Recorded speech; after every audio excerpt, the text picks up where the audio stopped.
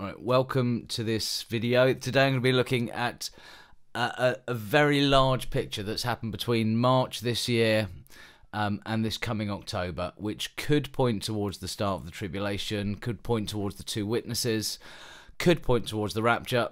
It could point towards many things, but I should just play out what's happening in the heavens, tell you what's happening on earth at the same time, and you can be the judge of that. I obviously hope it will be the Rapture. This is a very compelling sign, and for anyone that longs to be with Jesus and longs for the Rapture to happen, please take a long, hard look at this. But, you know, as a disclaimer, no man knows the day or the hour. I'm just looking at what's happening in the heavens. So we're right back at March the 27th. When I first started looking at this, there are two minor planets up here, Ceres and Vesta, which I think may represent the two witnesses. And also we're looking at Mars here, obviously the planet of war.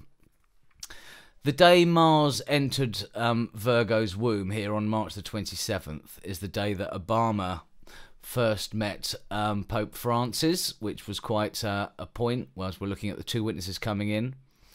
If we move this forward, so Mars comes through Virgo's womb and exits Virgo's womb on the other side, while Ceres and Vesta are still coming in. And the day Mars exited Virgo's womb there was the day Francis canonized two popes, which I think is quite important because obviously there's two, he deified two popes, and we're looking at the two witnesses. As Mars goes out of Virgo and then goes back into retrograde, as do Vesta and Ceres, the day Mars goes back into retrograde there is the day Francis was at the Wailing Wall in May. As I take this forward, Mars and Ceres and Vesta come back into the womb of Virgo. And the day Mars re-enters the womb of Virgo there was the day that Francis met with the seven Protestant leaders to try and form a united church.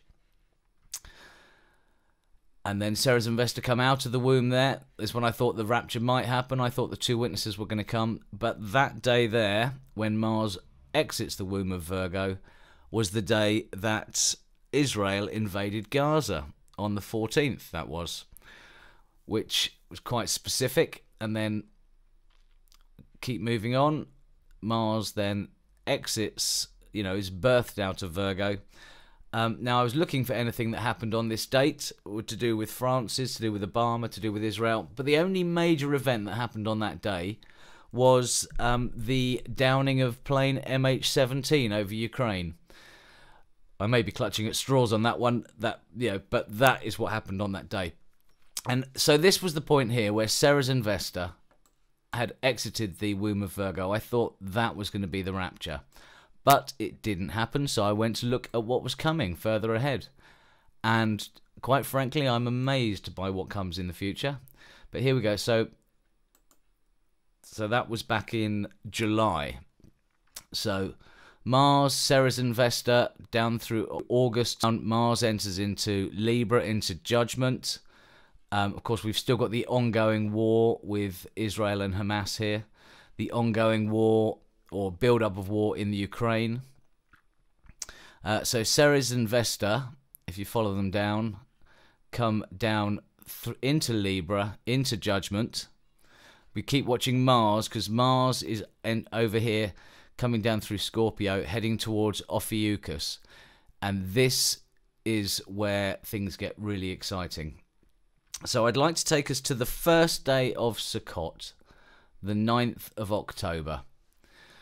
We see over here that the Sun and Venus are getting ready to enter the womb of Virgo, whilst Vesta and Ceres down here are looking to leave Libra, to leave Judgment, whilst Mars heads across towards Ophiuchus. And this is the biggie down here, Siding Springs, Comet Siding Springs, which we will watch come in. So on the first day of Sukkot, the Sun is getting ready to enter. The Sun and Venus are getting ready to enter Virgo. Vesta and Ceres, the two witnesses, are looking at leaving Libra to bring judgment. So if we take ourselves through Sukkot, there we have on the 12th or 13th, the Sun and Venus have entered the womb of Virgo, which could potentially be father and son coming in towards Spica, which represents the church, the wheat in the hand of the Virgin. And here we have Ceres and Vesta have left Libra, the judgment. And then as we move along towards the end of Sukkot, this is what happens. Here we have the constellation Ophiuchus. Now, this was only recently incorporated into the, the 12 star signs that we have. Ophiuchus is called the serpent bearer. This is the same serpent, of course, with 7 heads and 7 diadems on his head, that from Revelation 12. But back in Egyptian times, Ophiuchus was representative of Joseph. Now, Joseph, of course, is a type of Jesus. And here we have the leg of Jesus, or the leg of Joseph, treading on the tail of the scorpion. And exactly at the moment that Mars reaches the foot of Ophiuchus, in comes Comet Siding Springs. And here we have Sagittarius with all his arrows pointing outwards. So we have the arrows of Sagittarius, and let's just wheel that back. We have the arrows of Sagittarius here, and in comes God's arrow in the case of Siding Springs. And exactly at the moment it hits the foot of Ophiuchus. Let's zoom right in so you can see. There's the foot of Ophiuchus. And at exactly the moment that Siding Spring comes in, we have I don't think it's going to be a direct hit. I think Siding Springs passes so close to Mars, but from Earth's reference point, look at that. If we zoom in even more, you'll see that from where we're viewing, Siding Springs is on a direct collision course with Mars. In it comes, and bosh. Now, I don't think it will be a direct hit, but it's a possibility. But there you have God's arrow coming in, right in the arrows of Sagittarius, right on the foot of Ophiuchus, representing Jesus or Joseph, as it crushes the head of the serpent below, of the scorpion below. At the same time that Vesta and Ceres are coming out of Saturn to bring judgment, and Venus and Mercury are right there. Venus, Mercury and the Sun are right there by Spica, which represents the wheat in the hand of the Virgin. Now, I'm not saying that's the start of the tribulation and the rapture, the coming of the 2 witnesses, but it's nonetheless a very compelling sign that's happening in the heavens.